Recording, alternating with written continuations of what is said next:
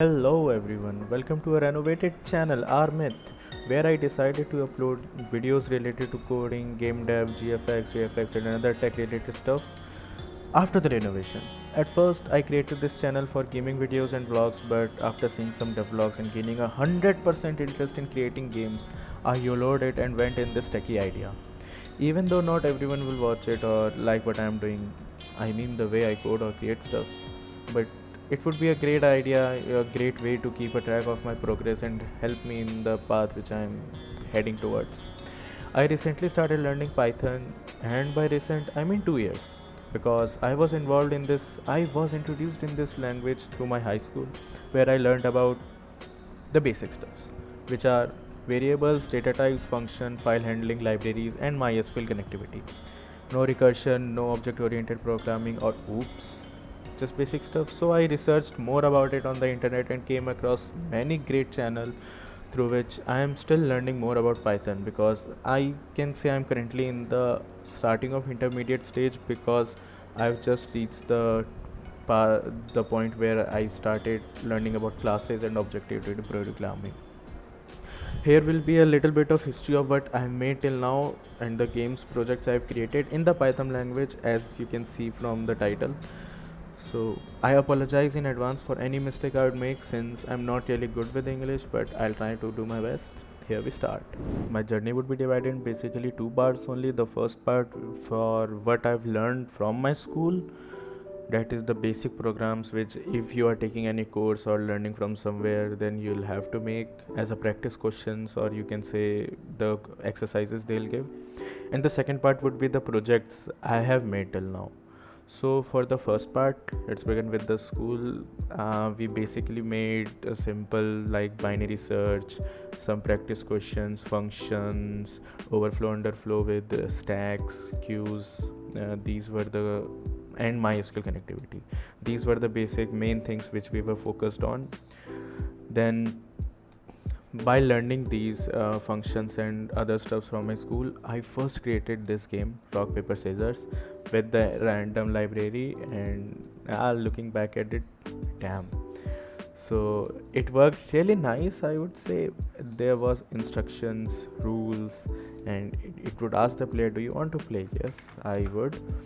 And then I'll choose rock, and I lost, but I didn't introduce the while loop, so it could not go over and over again. I'll have to again start the game, and if I press N, then it will say thank you and close.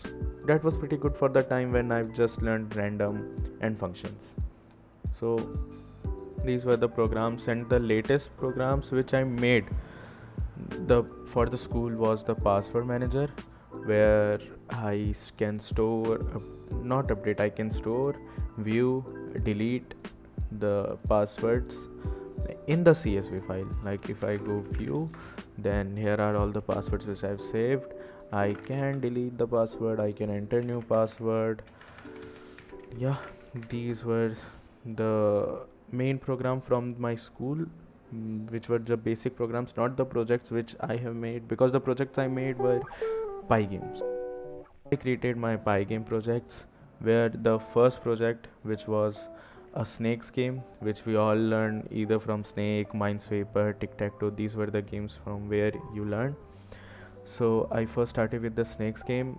I had given sounds, images, everything, but I not introduced buttons in this game because I was not familiar with how the mouse works with Pygame.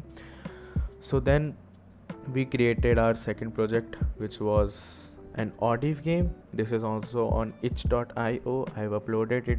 So on Audiv we created a 800 lines of code, I guess. Yeah, 800 lines of codes in two parts. One was Audiv, where we stored the data in CSV file, and other was the MySQL in 850 lines, where we stored the data in MySQL.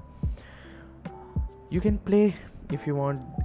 This is not a really a game which will hook you for a long time, but you can play if you want to pass your time. It's really nice, which worked really well. Like I had sound and everything. Damn, this game. And then the next which I made was Hangman, where I first time sorted fonts, images, sounds in a different folders.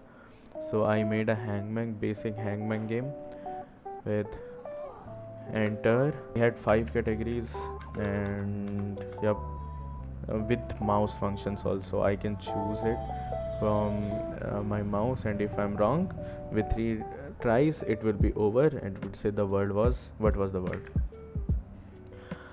The next was Endless Runner. When I saw, damn, we can do sprites animation in Pygame, so I was like, let's try this sprite animation, why not? So I had credit. The game is created by Armyth. All you need to jump. I tried to recreate the OG dinosaur game from Chrome, but I failed miserably. I did a little bit of cutscene type thing where the character will load and then will start. And there were levels, I guess, if I remember, from 250. Yeah, from 250 we'll have the difficulty increase and more hard obstacles will be introduced in the game.